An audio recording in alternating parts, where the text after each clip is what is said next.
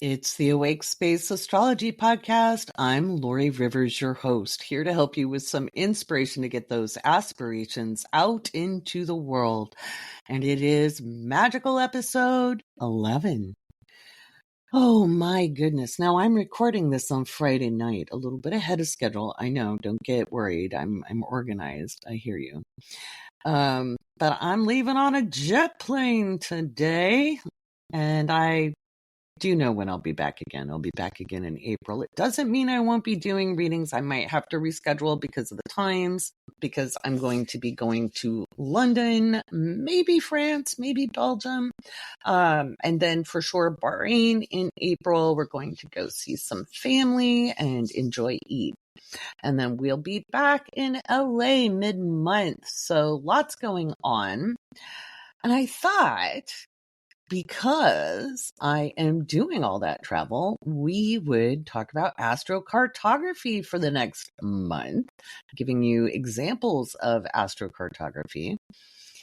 I was interested in that since I was a young astrologer. And the reason being is I learned astrology very far away, in fact, half a world away from where I was born. So I had already noticed I kind of acted different depending on where I lived in the world. And I had already noticed that. Some places I was outgoing. And honestly, in the States, especially on the West Coast, I'm considerably shy, if not shy, reserved. And very much, kind of keeping to myself. But in other places, I was a socialite. And just, little social butterfly going hither and thither. And it wasn't just youth. Okay. So I'm excited to experience it with a lot more knowledge. So that's something we're going to be looking forward to as we go through this month from basically March 18th until April 17th, which is kind of exciting. So there's that. I'll be keeping you up to date on the Patreon. Remember, you can join there for free. What else am I going to be talking about on the podcast today? Well, I gotta get my files up. I'm going to be talking about the week ahead, as always, what to expect in the headlines. We've got patrons in the audience. You're getting a behind the scenes view to the podcast. So we're going to be looking at the week ahead, what you can expect this week in the headlines. It was chock-a-block. Tiki-taki is still up in the air. We have yet to have the Senate vote on that. I think a lot of people are like, it's banned. No, it's not banned. The Senate still has to vote. So until I have a date for the Senate vote, I can't really give a prediction. But one of the things I said on TikTok was that the Senate, they might have powerful friends, and alliances, and those people might be in the Senate. So fingers crossed on that for those of us who have sizable TikTok audiences or even medium sized. I believe I'm considered a mid-tier creator. I'm cool with what I've got. But it's always a good idea to bring people into your realm. So I have two passions, astrology, well, a lot of passions, but astrology and business, because I felt many years ago, almost 20 years ago now, that if the only people who were doing well were the bad guys, we were kind of hosed. Money's not going away anytime soon. Not till Pluto in Taurus will we see a big economic shakeup. And that's a long way away. Almost, it's 100 and some years away. So for right now, we've got to work on finding sustainable ways of supporting ourselves and each other. And that's why I promote that. So there's that. We'll be talking about that. So we'll see what happens. But I'm going to suggest to people, if you do have a Patreon, bring people in under the free membership, because that keeps people able to see what you're doing, right? So I'm streaming this as I record it, and people are getting a behind the scenes look at what happens during the Awake Space Astrology recording. People are enjoying. We've got Christy, we've got Val, we've got Rin, Bi-Coastal, Bamo, Ms. We've got Deceptive Spell, Yes, Laura. We got a bunch of people in the audience. Welcome, welcome. And of course, we'll do our regular patron shout outs where I shout out to our newest patrons. As always, my big love goes out to everybody because without you, there is no me, there is no podcast. So thank you. All righty, dighty. Speaking of the podcast, you can now listen to it on YouTube. I'm not sure how many episodes are up all the way. I noticed they got all the way to episode 51 of 2023 up as of this morning. So hopefully the rest of the episodes are up there. But you can start listening to the podcast on YouTube and we're everywhere else as well. You will go to my YouTube channel. Oh, we're going to be posting there more as well. And you know what? We should have been always doing that and not just like, I'm the first person to say, don't just be on one platform, but TikTok made it really, really easy. And you didn't have to it's super easy to just grab your phone and do a video and not have to worry about putting on makeup. Like everybody's seeing me as a very tired, just finished readings, getting ready to get on a plane on Monday. And of course, I'm booked solid and I'm working right up to the line because why? That's just, I've got a Sag Mars. That's what I do. I wouldn't be me if I wasn't doing it. Oh my God. Okay. And did everybody hear the podcast with Matilda and I? Sassy Sears podcast. That's another kind of BTS behind the scenes thing. Because we both give predictions on our own podcast. We didn't really want to do it all over again. And things get heavy for us. You know, we're always predicting.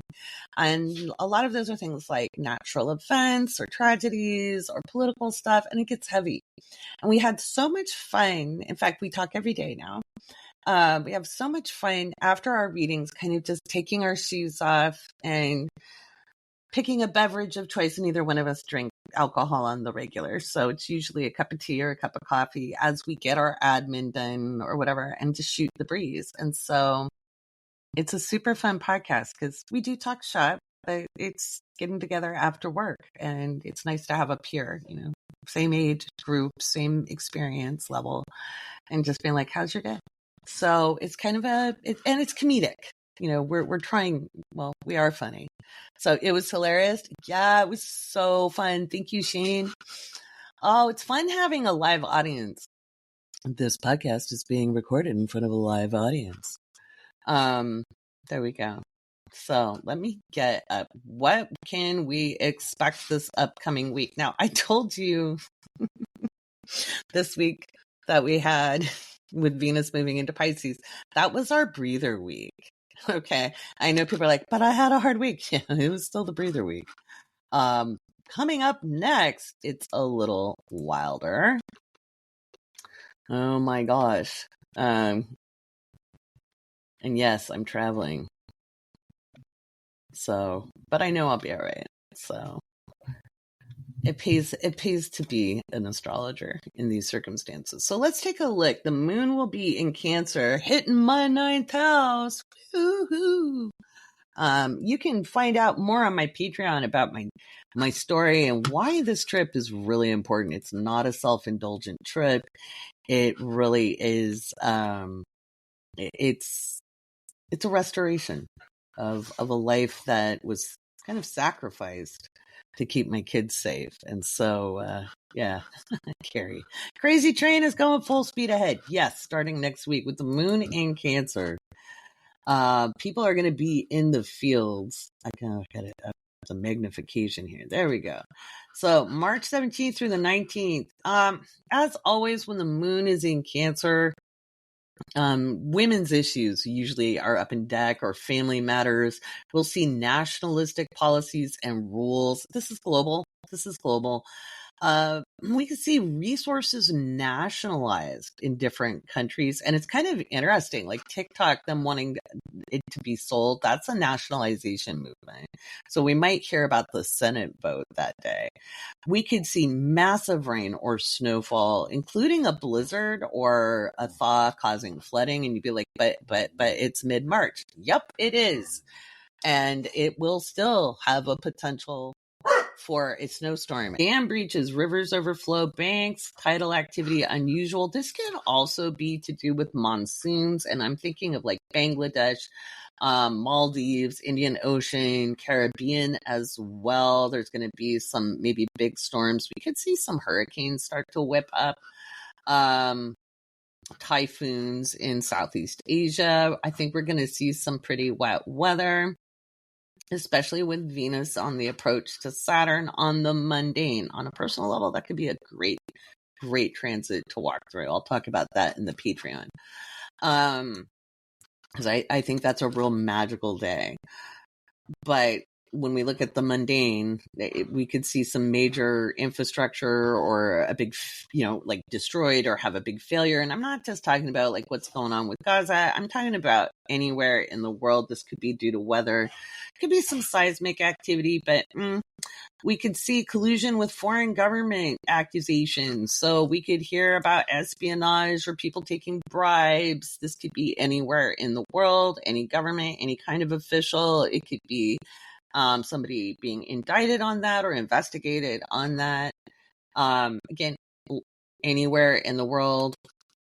Nationalists are under pressure in all nations. So people are pushing back against the right wing effectively. And they'll probably be like pushing it. There's going to be fighting building up. We're seeing water quality issues, environmental issues, and climate change. I think we're going to see some really big climate change news come out this weekend. Not any news we're going to be happy with. I've told you guys for the last couple of years, the winter of 2024, 2025. So this coming winter, we're going to see the impact of climate change to the point where government officials have to do something. Like they have to take some kind of action, and it could be local communities trying to take action, because we're kind of hitting this point where we can't reverse it. We have to mitigate, and it's a big thing. So, and it will disrupt any kind of like global conflict. It's that big. So keeping our eyes on that. We could see leaders deposed, or we could see a world leader fall ill. That could be the Pope. That could be other elderly figures out there in the world. Netanyahu is likely under some pressure on the 17th through the 19th. If you guys remember from the Scorpio Mars patron only podcast, I did Netanyahu's chart. I'll go see if I can edit that at some point. Probably not tonight as I get ready to leave. But I did go over his chart way back in October and his solar return. He will not have a good year. He's on his way out. It may not look like it, but he's really pushing the envelope. We could also see attempted coups or even leaders deposed. Now, is it him exactly? Well, there's lots of leaders. It isn't necessarily just him. So I didn't look at his chart specifically for this next couple, March 17th through the 19th. National Guard, or the equivalent in some other country, but so the equivalent of the National Guard, it could be also like Coast Guard, could be put into action. It could also be something like the Army Corps of Engineers. Politicians investigated, indicted, or censured. Donald Trump is going to be restricted in some kind of way. It could be another gag order or something. Who knows? Issue with national security, espionage, leaks of information, issues with homeland security. It could be TikTok discussions, but it could be other things as well. I really, really feel like the TikTok thing is actually a distraction. The fact that that the House of Representatives did a bipartisan measure and that's the only thing they can agree on. To me, that's like, what are they distracting people from? And to take a look at that, and it could be budgetary issues, but usually when they do things like this, it's kind of like a look over here, while something else is happening. So keep your eyes out for that. The 19th through the 22nd. Now, the 19th is the spring equinox in the northern hemisphere. It's the autumnal equinox in the southern hemisphere. I think we're going to see a big storm. We could see wind, hail, tornadoes, lightning strikes, power outages, transformers can blow, grid failures. Remember, there is more than one grid. Don't let people scare you with the grid talk. They're going to take down the grid. Which one? There are many. Okay, they're interconnected. Because if we had one singular grid, if the lights went out in New York, they'd go out in LA at the same time. That's not how it works. Okay, so don't let the conspiracy theorists scare you. Okay, but we could see local grid failures. That could be from a car accident. Somebody hits a transformer and takes out that little bit in your area, and that little bit could be 100,000 people, but it doesn't mean it's the whole grid. Okay. We could see the supply chain or talk about supply chain breaks in multiple industries, and it probably has to do with manufacturing and machine shops or supplies. We could see big transportation issues or, accidents involving trucking or rail. That could include subways, but I think this has more to do with moving goods and services. We could see a big celebrity legal case or a person of note having a scandal of legal matters. British royal family in the news. Now, I find that really interesting that we've had the whole Kate Middleton scandal. I talked about Kate Middleton, the Princess of Wales. I talked about her last week, but I wrote this magazine before the big, where is she? Where is she? Whose baby? What alien? The tabloid stuff is just driving me nuts. I just don't get why. It's that. Speak of distractions, like seriously. Let's see. We've got data breach and payment gateway disruptions. That could be credit card payment systems, ATMs. This could be anywhere in the world. This may not just be in like the United States. Remember that? Like, I guess there was a big mining accident. I had that in my forecast for this last week, and there was one in Australia. So, who knew? So let's see. Hacking, ransomware, data breaches. Probably hearing more about the healthcare situation with that mining accident or issue with minerals. That one's up as well. And that could be like an investigation to the accident that happened in Australia. Let's see what else. Stock market and cryptocurrency is really volatile. You can see it dip because it's about Bitcoin's about to do the halvening on the day of the Jupiter-Uranus conjunction. And I've talked about that a little bit in the past, but I'm like, so it may be like some profit taking right now, and then people are going to buy the dip and wait for it to go. I'm not a financial expert. It's not financial advice, but keep your eye on it if that's something you're interested in. Political figure or CEO ousted from position due to breaking law or ethics violation. Big temperature changes causing power outages or communication issues, internet disruptions, typhoons, cyclones, wind, fires of all kind, and that could be arson or natural. And we could see some big tornadoes and in places that don't normally get them. Okay, so that's up on deck as well. U.S. expands war in Middle East or attempts to.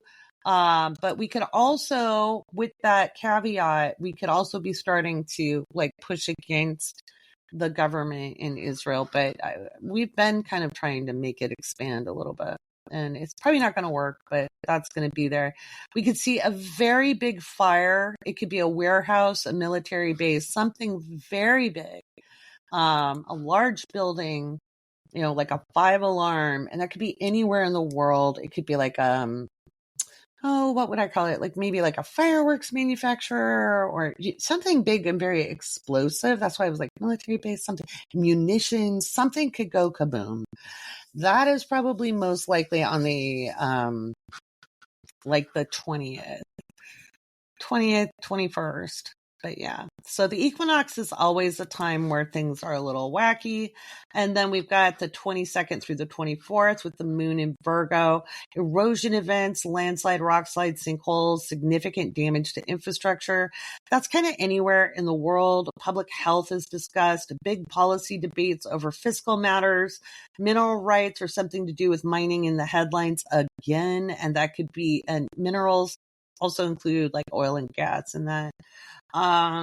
Global issues with rules, laws, and procedures, issues with organs, blood donors, and procedures, healthcare, but surgeries, or it could be like organ banks, tissue banks, things like that, blood banks, donors, something. There might be a procedural issue. We could see biochemical weapons up on deck. Farmers and livestock will be in the news. This is global. And we're going to hear about failed harvests, planting seasons delayed, discussions of crop yield or issues with farmers. This is global. Potential legal actions towards public figures and bureaucrats. So we might hear of like a class action lawsuit. We might hear about people demanding investigations. All of that is up on deck. And then we've got accidents, leaks with oil, gas, chemicals. We could see missile and rocket launches happen. These could be intentional or they could be misfires. Telecommunications issues, cell towers, satellites, or internet cables sabotaged or broken by weather and storms. Seismic activity increased. Alaska, Japan, Chile, Mexico on the west coast, Haiti, Central America, offshore of Northern California, Oregon. There could be a 7.0, but I see it more like in the deep ocean. This isn't something that's like right up next to shore. So that's something to keep in mind. Let's see what else. Possible hearing about chemical weapons or chemical spills. This could be in any active conflict. Let's see. And then, yeah, so that's going to get us through next week. Now, on Monday, the 25th, we have the lunar eclipse. On Monday, the 25th, we have the lunar eclipse. So I'll talk a little bit about that after I talk about Astro-Cartography and after I do the patron shoutouts. So, and it's an important lunar eclipse. Now, remember, eclipses are only eclipses if they're visible in your location. So people getting worried or excited about eclipses you cannot see in your location, in your locality, it's not an eclipse where you live. It's just not. It's either a super full moon or it's a super new moon, but it's not an eclipse unless it's visible to you. And that's just the rules. Okay. That's mundane astrology. And so this lunar eclipse, though, is visible in a large part of the world. So we'll talk about that in a minute because it's kind of important and it's about striking the balance. So it's very interesting to me. But let's talk about astrocartography and then we'll do our patron shout outs. So a lot of times I get asked a lot about astrocartography and is it an actual modality? And so first of all, absolutely, yes, it is.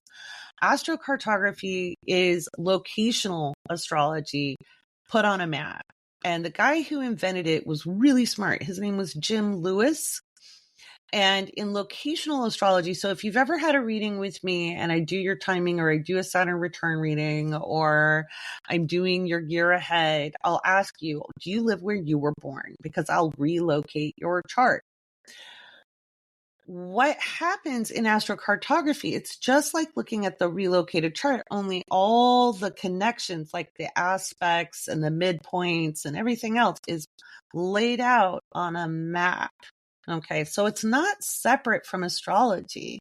It's astrology made very visual on a map that is more understanding to someone who doesn't understand astronomy. Okay, so it's how that works. But yeah. Hang on a second.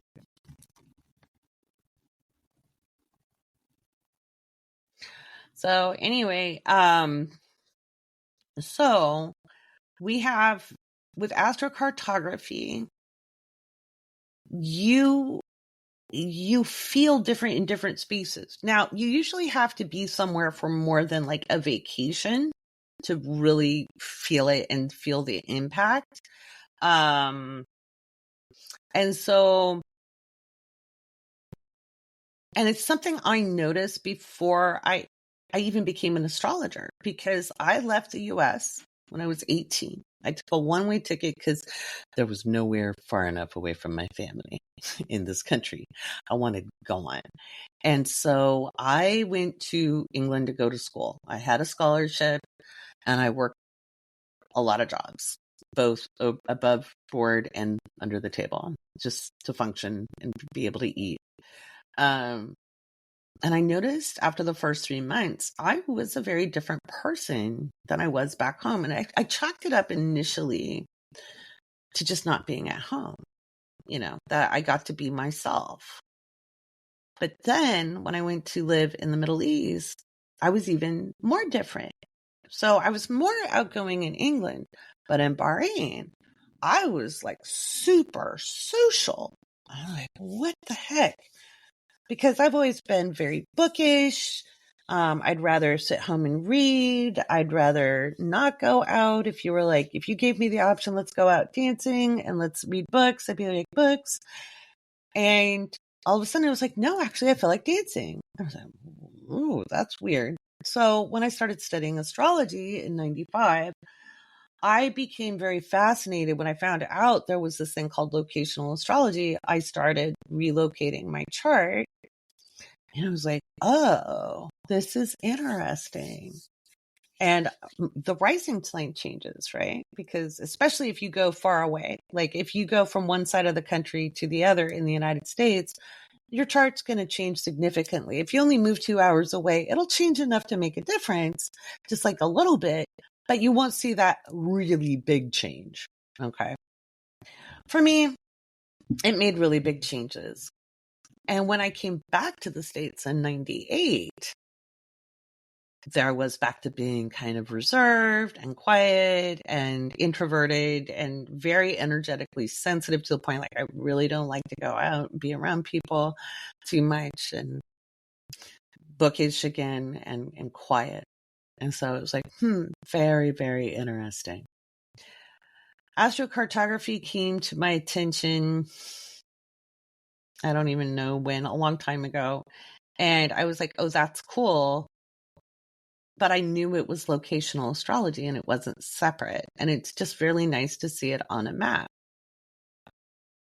And so what you see is like what planets are making aspect to the angles. So, is there a line that crosses the Jupiter ascendant line? Because those are like midpoints. And then what aspects are where?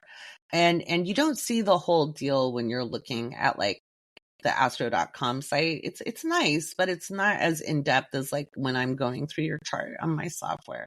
So that's something I'm going to go over in the Patreon and do some articles about it, maybe some videos where I kind of show you what happens. I don't do pure astrocartography readings because they don't take very long. It'd be like 10 minutes. Okay. Maximum. I incorporate them into career life path readings or not year ahead readings. We don't have time for that. Sometimes in an astro energies reading, but very rare. Mostly I just do it in the career life path readings because we're determining where somebody wants to move, where they would do best in their career. And like, especially if they really need to get out of where they're at. I've had clients like living on their Pluto line, wanting out, or their Saturn line, and those can be kind of hard places to get out of. So you can feel like you're stuck. And so doing strategies to help people remove themselves from places that are less comfortable to places that are a little more expansive or a little more comfortable. So anywho, there's that. And I'm excited to be able to bring that to you. I know I've gotten a lot of questions, and this will be like a live action one because I'll be able to report like, this is how I feel. This is the type of energy I'm feeling in my body. And you may even notice changes. You might even notice changes to my appearance, So, I mean, besides I'm outside and got some vitamin D and, I'm walking and stuff. There may, besides that part where I'm not in front of my computer all day long. But mea culpa. All right. My daughter's like, we're going to change your regime. So I'm like, oh man, it's going to make me walk. I'm like, don't kill me. So there's that. Let's do our patron shout outs. Alrighty.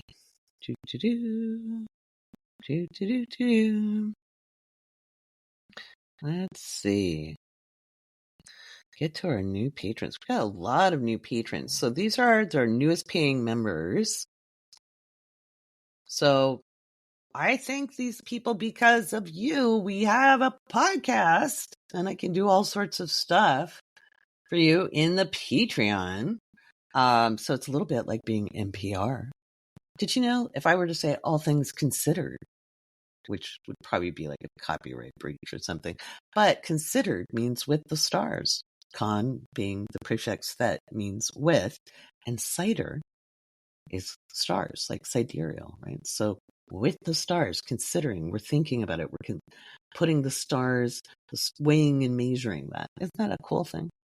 All right, so shout outs for patrons. We've got Lisa, Katie, Diana, Tressie, Lori, Deb, Juan, Matt, Sam, Karen, Jamie, Schlip, Island Girl, Stacy, Rebecca, Catherine, Vicky, Jordan, Kenneth, Sophie, Ann, Jamie, Kayla, Megan, Katie, Shelby, Carrie, Monica, Tina, Lisa, Matilda, Cynthia, Fawn, Jennifer, Dawn, Mackenzie, Cynthia, Claudia, Mandy, Catherine, Melissa, Lauren, Kristen, Deborah, Jelena, Tracy, Katie, Melly, Ellie, Sonia, Olivia, Stacy, Joan, Kayla, Dylan, EW, Susan, Julie, Tiffany, Rachel, Christy, Olivia offline, Michelle, Casey,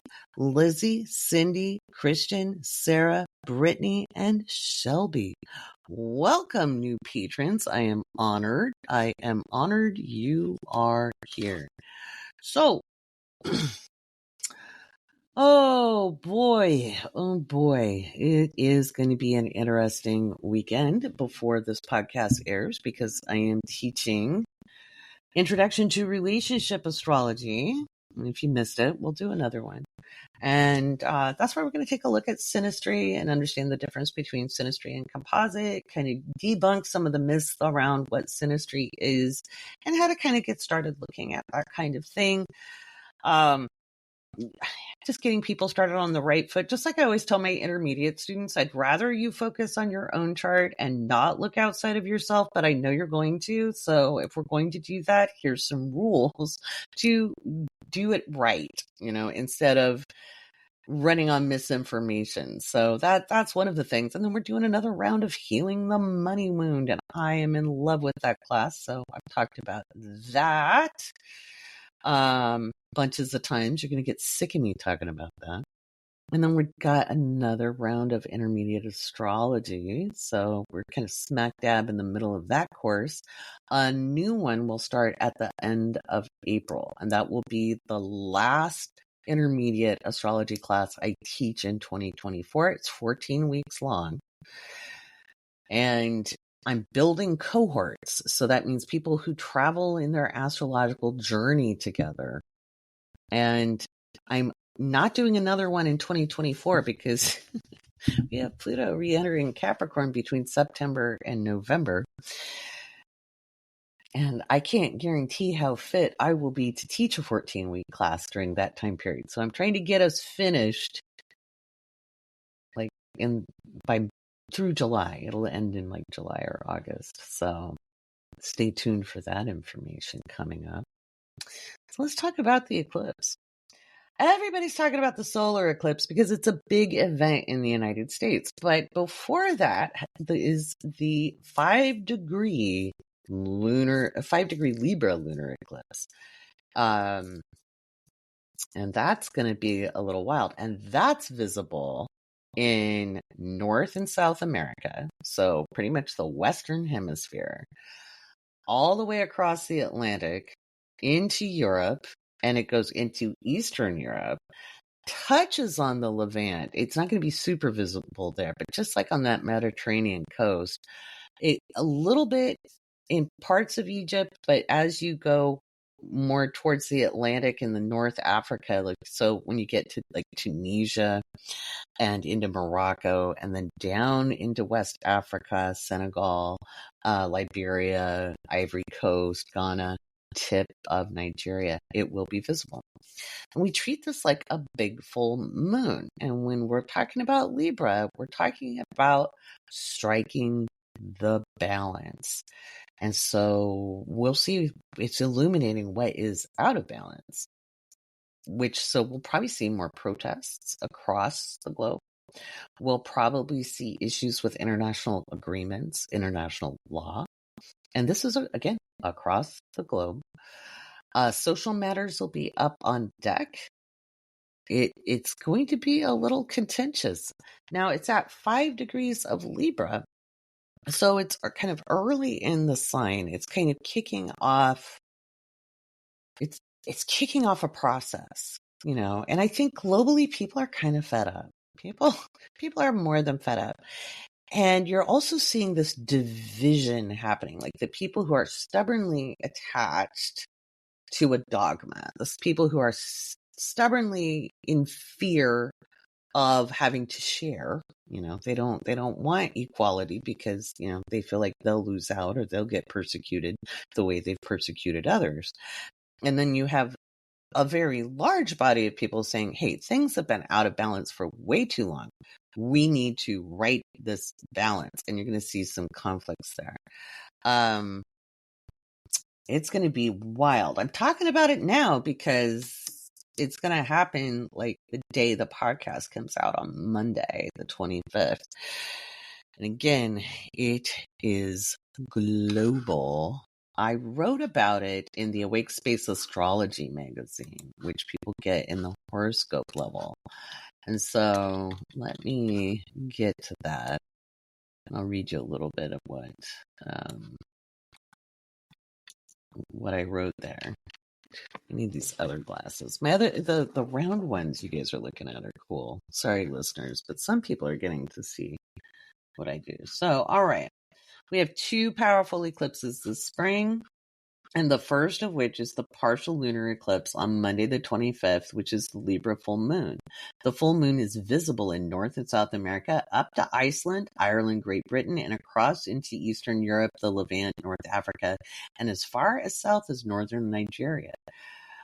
Whereas solar eclipses tend to make all of the news cycles and have people lining up to get their special glasses, lunar eclipses are often overlooked by the general public because they're a little less sexy. Astrologically, lunar eclipses can be viewed as a full moon on steroids, where they are visible. If any eclipse, be it lunar or solar, is not visible where the event is happening, then it's considered not anything except a full or new moon. March 25th's lunar eclipse is visible in a large portion of the globe, and that has a significant meaning. We could see political upheaval, social justice matters boil to a head, protests expand, big storms with hurricane-force winds or other disruptive events occur on or after the lunar eclipse for about a week. We could see a leader depose, challenge, or fall ill or die, and it could be more than one leader. So we could see regimes toppled. We could see people pass on. Full moons are often a time where people who already have like health concern, maybe somebody's lingering or suffering, you'll often see a release of the body, like the soul from the body during a full moon, because it's easier to separate at that time. It's like a window of release. We often fear death in our society. I don't. Okay. Pardon my Venus in the 8th house. It's part of life. And our spirit does not extinguish. So there's nothing to fear. We miss the people. But I'm always very shocked when somebody who's like 100 years old dies and everybody goes, oh no. And I'm like, they were 100 years old. I'd be like, they've lived it. I like to say they lived a good life. They've had a good run. So don't be surprised if we have some elder states people. That doesn't mean they're holding office now, but there could be some people who are fading out. Let's see. Let's go back to what I wrote here. Hang on a second. Let's see. We could see world leaders, politicians, and people of note are impacted how I think they're impacted by the lunar eclipse at 5 degrees, 7 minutes of Libra. Donald Trump, the lunar eclipse falls within his second house of money and resources while squaring his Mercury. He may be found in breach of further rules and regulations, falsifying documents, or making false statements within 1 week of the eclipse. Joe Biden. Lunar eclipse falls within his 10th house of reputation and public life. The moon is within 4 degrees of a separating orb to his natal Neptune, trine his Uranus and Gemini in the 6th house and his Saturn in the 7th house.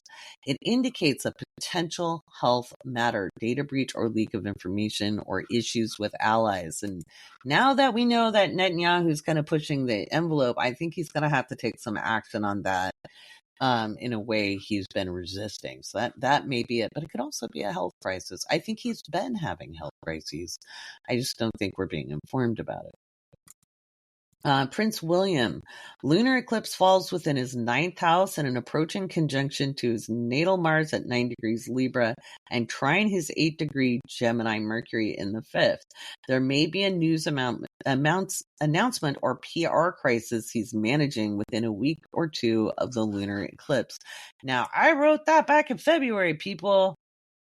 Just remember that. But I think we'll hear about it after too. This is an ongoing thing, so we'll find out what's going on. Benjamin Netanyahu, the lunar eclipse falls within his 10th house in an approaching conjunction to his natal Mercury at 9 degrees of Libra. This shows a challenge to his authority, records released, or he may find himself under pressure to resign, or there may be an attempt at removal before the solar eclipse in April.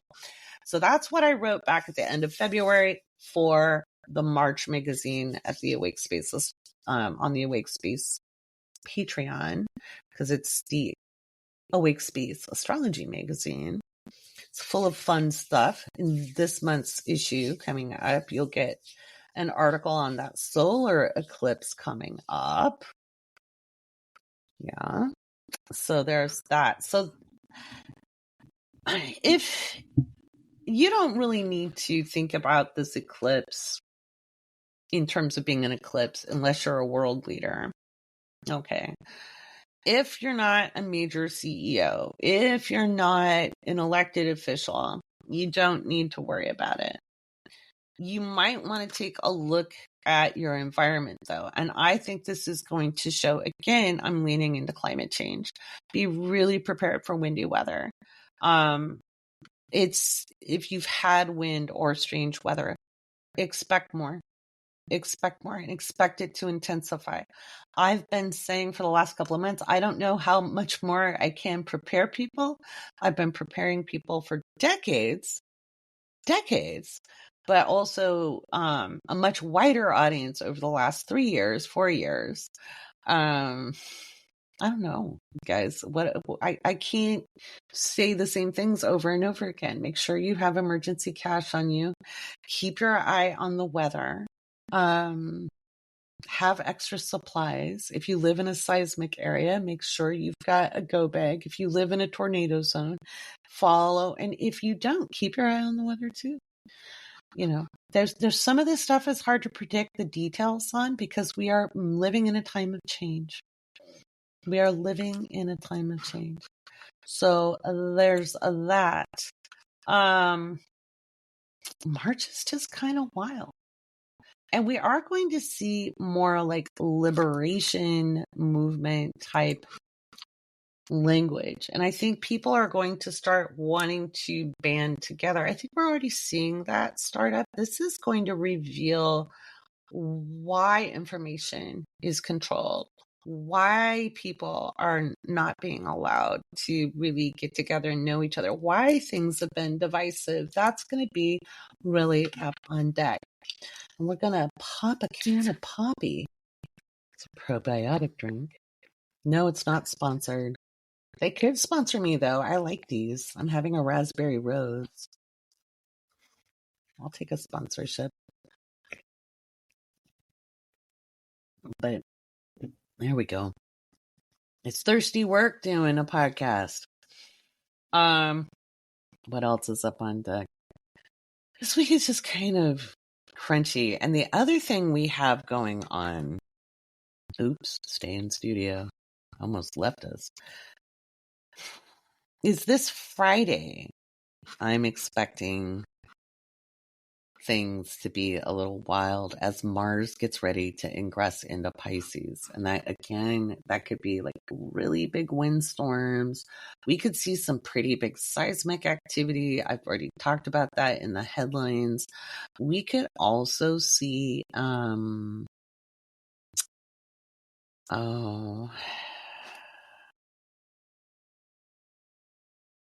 it could be really explosive energy, so weird accidents. We could see some big plane accidents. I talked about that.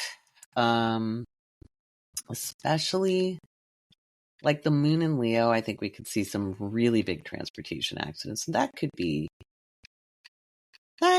be some stuff. So there's that. What else did I need? Yeah, the 22nd is just a little bit wild. I'm going to pull that chart and just take a look here.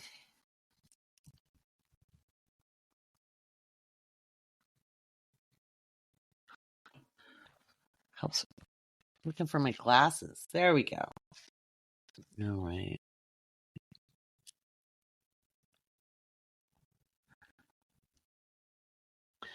March 22nd, 2024.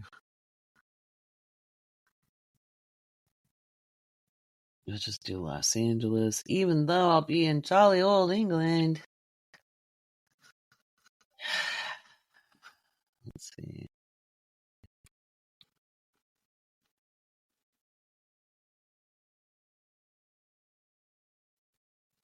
I'll share my view with my viewers, with my live studio audience. Let's see, screen.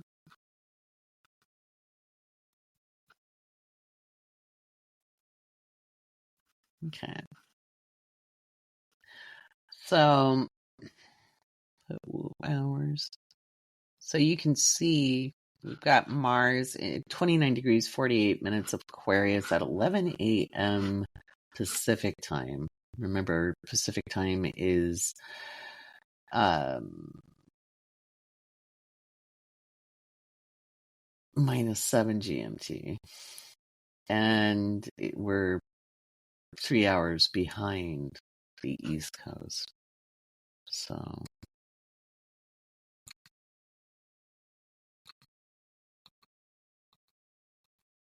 there we go. So I think between 11 and 5 p.m., so most of the day, and we could see some real crazy weather. We could see internet disruptions. It's going to be very strange. And whenever Mars changes signs, it's a little bit boomy.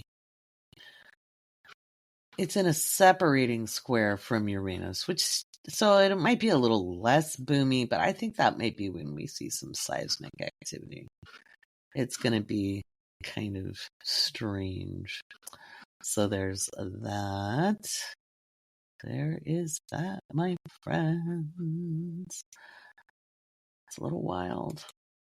It's a little wild.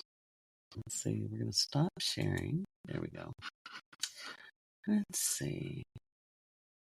You know what else we need to do? We need to do the patron Q&A on the podcast. Patrons submit questions, and I answer them, or my guests, but today it's me.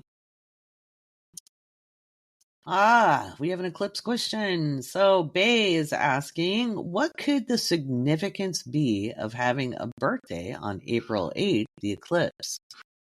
It means you were born on April 8th, and there just happens to be an eclipse the day you were born. That's kind of the significance. It depends on what time your solar return is. So our solar returns are not always on our birthday itself because the calendar is inaccurate. The solar return happens when the sun returns exactly to the degree and minute it is in the birth chart. Now, no one's trying to pull the wool over our eyes with the calendar. It wasn't some great conspiracy, but time is actually arbitrary. Okay. It's arbitrary. We don't know the beginning of time. We don't know when time started. None of that. Okay. But we do know mathematically what the position of the stars or the planets or the luminaries is from a geocentric point of view. So we know where the sun is by calculating that. So your solar return could be that day. It might not be. And it depends on if your solar return includes the eclipse, because it will last for what? Is it lasting 4 minutes, 6 minutes? I can't remember how long it's going to last, but it's lasting minutes. That's it. So if your solar return is 2 hours before that, there's no eclipse in your solar return chart. If it happens 10 minutes after that or before it, there's no solar eclipse in your solar return. So it can be a significant day. It could impact how you spend your day, but there's a lot more going on in the sky than that. Okay. So there's a lot of hype around it. It doesn't mean they're not important. They are, but it doesn't mean you're doomed. It doesn't mean you're going to blow up. It doesn't mean you're blessed.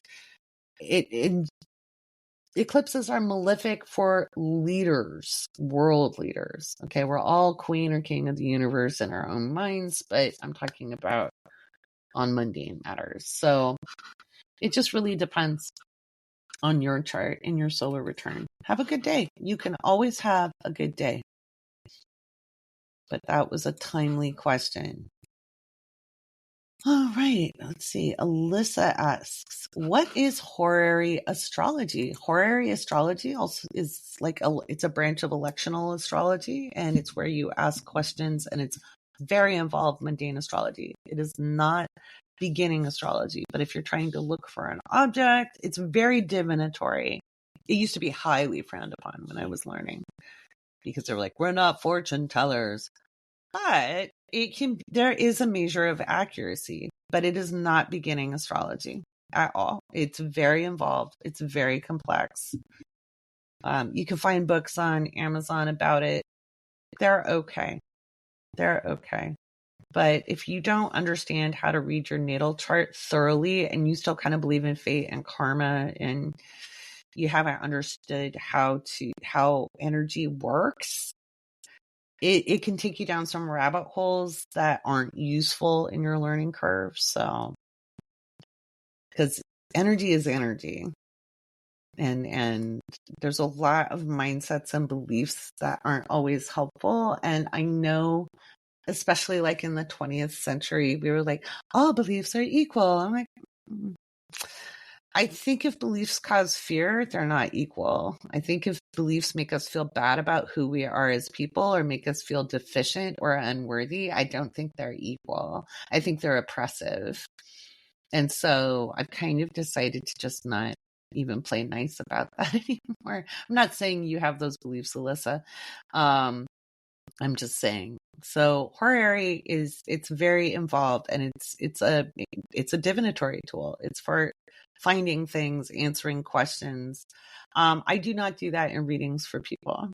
So to me, it's not worth the liability as a professional to do it, because I want people to take responsibility for themselves. So that's for me, it's a liability matter. So nothing's worth somebody, well, you said, and it's like, and you have your own agency. So I try not to take the agency of my clients. I try to be a counsel. I try to be an advisor, but at the same time, if you just sit around and wait, you're not going to get everything you need. Let's see. Sorry, I lost which tab I was on, but there we go. Thank you, Alicia. Sorry, Alicia. There we go. I love that you give me the pronunciation key. Alicia. All right. Oh, I need more questions, guys. So Tabby is asking, is there an astrological term for having 3 planets conjunct in a house?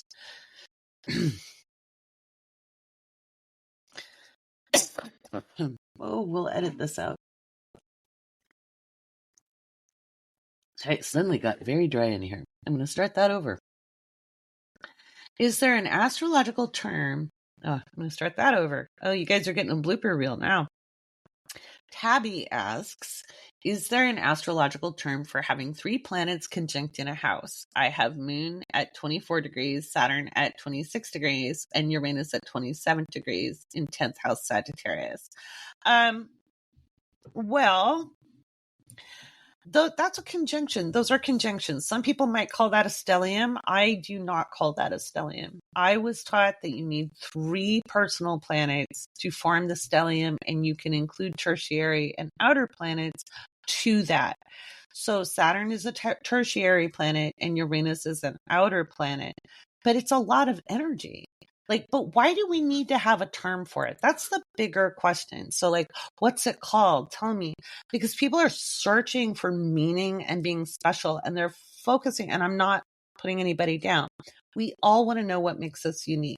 We all want to know, it's kind of like when we're little kids, Mom, tell me about when I was born, or what makes me special? What makes me unique? Where's my value? A lot of times we're searching for that, or why am I weird? Why am I quirky? Or why don't I get along with people?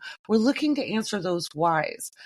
But because we've been trained in an educational system that deals with labeling, we over-focus on intellectualizing things that don't matter as much as the quality of the planets involved energetically. So the fact that you have Moon, Saturn, and Uranus conjunct, I would be looking at how is the Moon interacting with Saturn? How does the Moon interact with Uranus? How does that energy blend together? It might be hard for you to tease it apart. That's something I do in our intermediate astrology classes. I force people. I'm so mean about it too. Do you believe that? No, I'm not mean about it. But I make people tease apart the individual planetary energy before they look at it all together in one big lump. Because when those planets are all conjunct, especially since the Moon is involved, it's kind of hard to know where one starts and the other one ends, right? So it is a lot of energy, but there's not necessarily a term for that. And there are people who would very much fight me to the death and say, no, it's a stellium. But the way I was taught by Joanne Wickenberg was that it was 3 personal placements, and some people would say 4, and that would be Sun, Moon, Mercury, Venus, or Mars. So the 5 personal placements. And then if you had anything else conjunct in, that would be added to it. And one of the reasons is the outer planets and the tertiary planets meet up quite a lot. Okay. And everybody of your age will have the Saturn-Uranus conjunction. Okay. So that alone isn't an individual marker. That's why we talk about the personal planets. That would be personal to you because only a couple of people, people born within that very short time period would have it. But Saturn-Uranus conjunction lasts for many months. So as it forms and separates. So that would be why. I hope that made sense. So, how do they affect each other when they're 3? Well, they each interact on their own. They each interact on their own. So the Moon interacts with Saturn. The Moon interacts with Uranus. Saturn interacts with Uranus. And then they kind of they're all speaking the same language. And it might be like a noisy room. And kind of what I'm picturing, because of Sagittarius, is probably pretty loud. And so if you can imagine like finger puppets or sock puppets, and were you guys on the live when I said when people type in all caps, I hear an old angry Scottish man? It might be like that. And then somebody going, shut up, stop, it's too much. So you have, it's a lot. It's a lot of energy. So you might have really big feelings, but you weren't allowed to express them. And so you had to find other ways to express it. So maybe you're really good at interpretive dance instead of speaking your feelings. Maybe you learn to be an abstract painter to deal with the big emotions because you couldn't express them or you were shut down. Maybe you had erratic parents. Or maybe your parents did allow you to be self-expressive and you just have your own way of doing things. You're probably a very interesting person. So, and that's just some examples. That's not exact to you because I'm not looking at the whole of your chart. So there you go. There we go. Let's see what else. I'm going to save that for the patron-only podcast.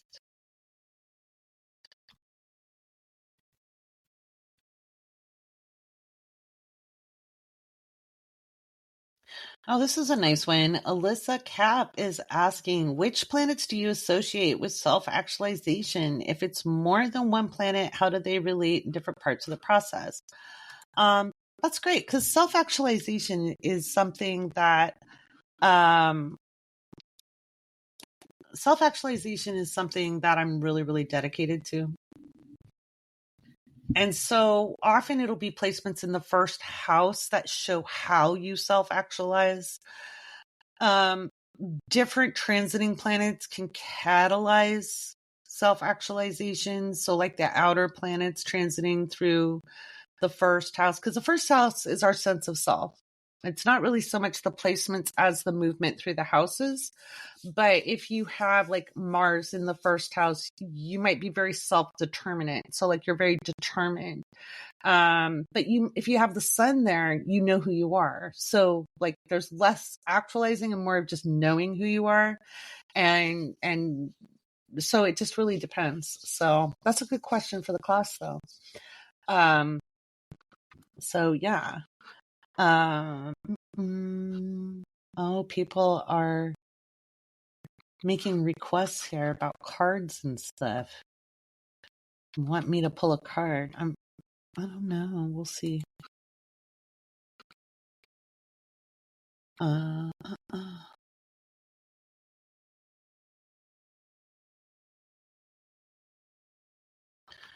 save that one. Like I said, we're running out of questions, guys.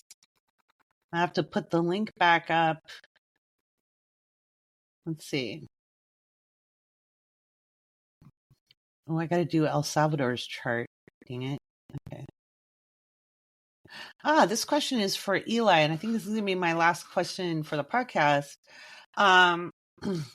Do personal planets transiting a natal chart bear more, less, or the same but different energy than transpersonal planets transiting? So when we're talking about transiting planets, what we consider personal planets, we would then call the inner planets, right? Because they're closer in the, we do a little more astronomy.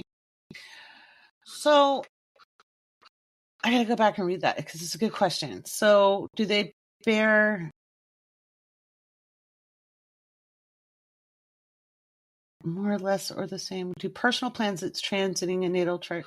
So the faster moving planets, and that would include the luminaries, the sun and the moon, they charge and energize. Okay. They charge and energize by transit. They unlock interceptions. They energize the house they're moving through. They'll energize the planets they're conjuncting or squaring or sextiling. They're activating those aspects in the chart. That's why there's times of year where you're like, you know what, that time of year, I'm always a little low energy, or that time of year, I'm always got more going for me, or I tend to have better luck, or magic just seems to happen. If you notice and you go back through, you'll see that the sun and the moon are probably doing something, especially the sun on your energy levels.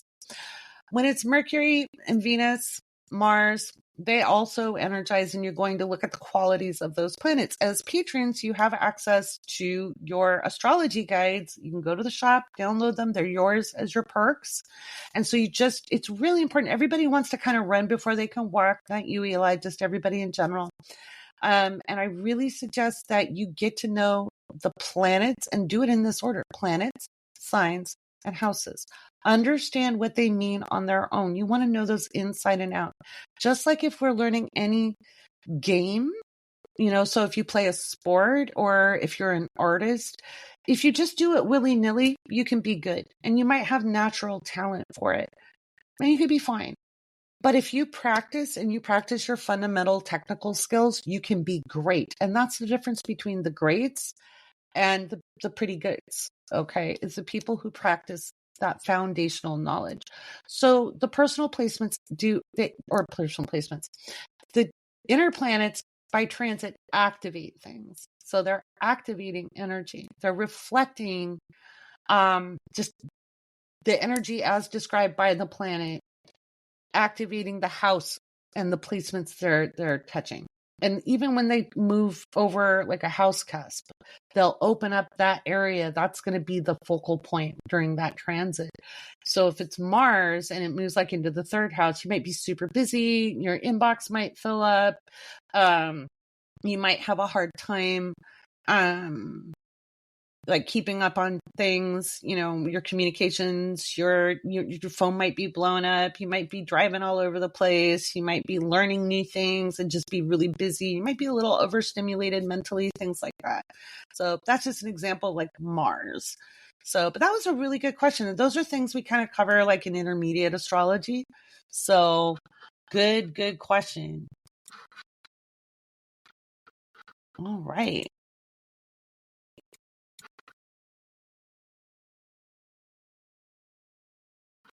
So the rest of it is going to go into a patron-only podcast. I cannot guarantee that I will get that done before I leave. Oh my gosh. I still even have to go to the store to grab things to take the family. And boy, am I cutting it close. I think I can do it on Sunday morning. So we'll see. But you can follow the journey and the Astro-Cartography tour on the Patreon at patreon.com/the Awake Space. That's going to be super fun. I'll enjoy sharing that with you. I'll do some free posts. But I'll also do some patron only posts. Maybe there's some real tea there, and do some videos. So I'm super excited. I'm not going to say I didn't believe it could happen, but I had kind of let it go for a long time. So the fact that I can get to go back to doing what I really love doing, which is globetrotting and seeing people and meeting people from different places. I'm excited about that. I wrote about that on the Patreon. If you haven't had a chance to read it, go ahead. If you're still curious about what Venus in Pisces is going to mean for you, there is the drops that we watched on Friday, or listened to, I should say, because it's not a video, it's an audio. And I went through what it means, how you can use it to your advantage, and what it means moving through the houses for you. So by transit, if you don't know how to find things by transit, I did repost the introduction to transits in the Patreon as well. So you can find that up on my YouTube as well. All right, guys, thank you so much for being in the audience with me tonight. Thank you. Have a good night, guys.